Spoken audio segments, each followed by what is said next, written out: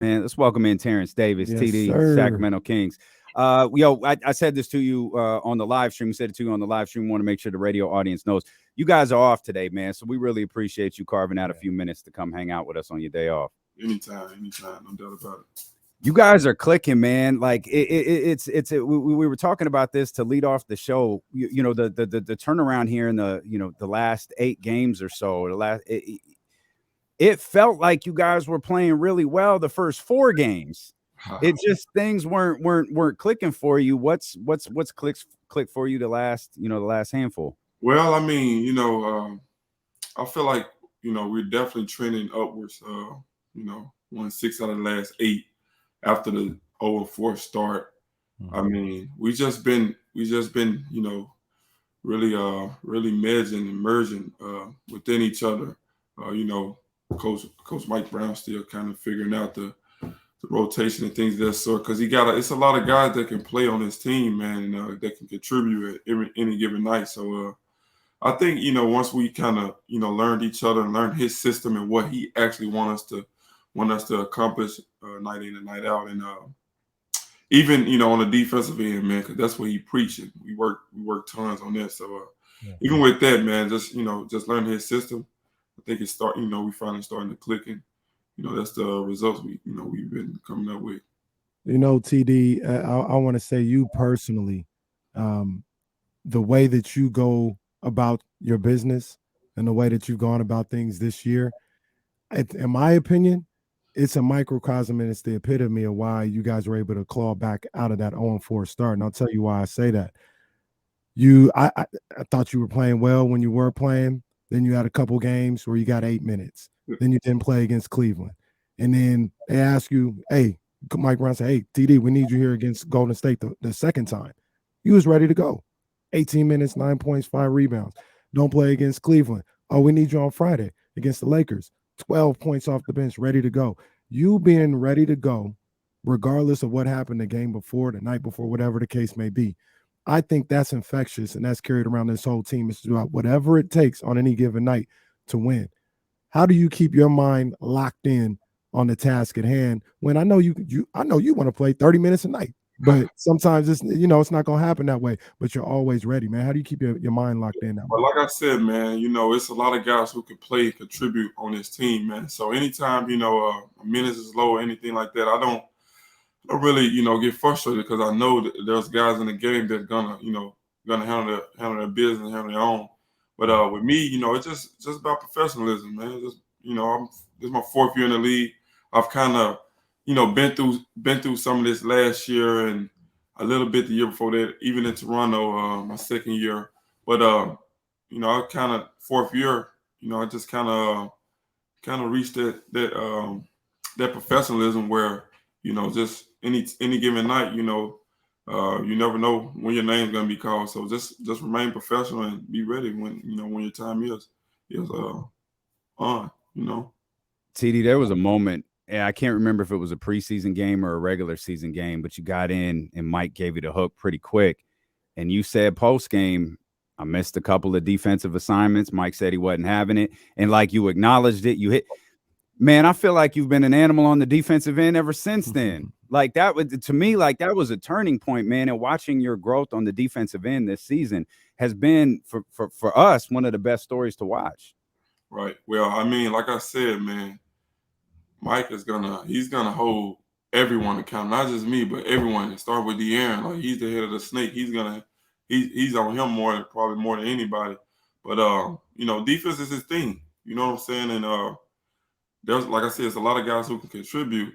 So if you're not on point on the defense end, you're just gonna get somebody else in the game. So I kind of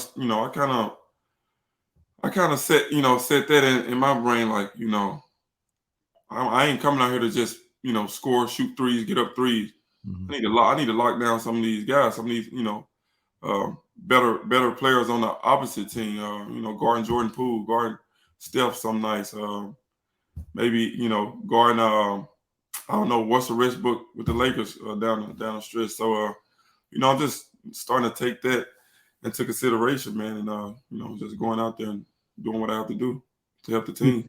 Hey TD, man, some of these home games to start the season. I know you guys hear everything, and you hear the fans, and everybody's really itching to break this playoff drought. And it feels like, you tell me how you feel out there on the court. It feels like the home games have been kind of crazy, kind of nuts lately. Like the energy's been crazy. Have you felt that on the court? Have you guys felt that? Is it different from years past? Man, it's been electric. Like even last year, a day back, like after the trade, you could kind of sense that. Sacramento has some of the most loyal fans in NBA in the NBA.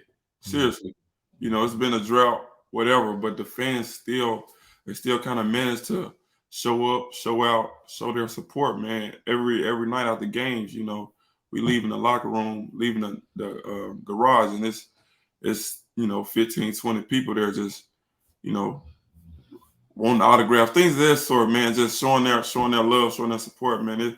It's great. Sacramento is definitely one of the most loyal fan base in NBA for sure. You mentioned the head of the snake a few minutes ago, De'Aaron Fox. Are y'all? Do you on the team see what we're seeing out here? Like he looks like he is just in every facet of the game on an entirely different level right now. No doubt about that, man. Like the Laker game, it was just on full display. Like the last few minutes, just give him the ball, man, give him a mismatch and get out the way. You know what I'm saying? He's an all-star, man. I said that after the Lakers game. He's an all-star. Obviously, we have to do our job and win to make him an all-star.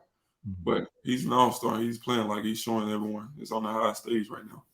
Hey, TD, I just want to let you know, us Kings fans around here, we're working on the GoFundMe to take care of that technical that you got on opening night, because that was unnecessary. Yeah, we got you. You didn't do nothing. You didn't do nothing. Don't worry about that. We got you, big dog. It's been crazy though. Like even like I want to say that was last year. May have not been last year, but the year before that when I had just got over, they gave me one.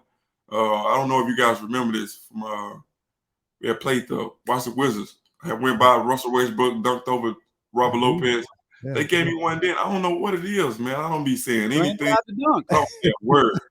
I'm just enjoying the moment. Like it's crazy. I don't get many of them, so. Meanwhile, last night, and I ain't gonna name no names, but homeboy scores one basket and he's flexing like this. Come on, man. And it's like, hey, man, like, what?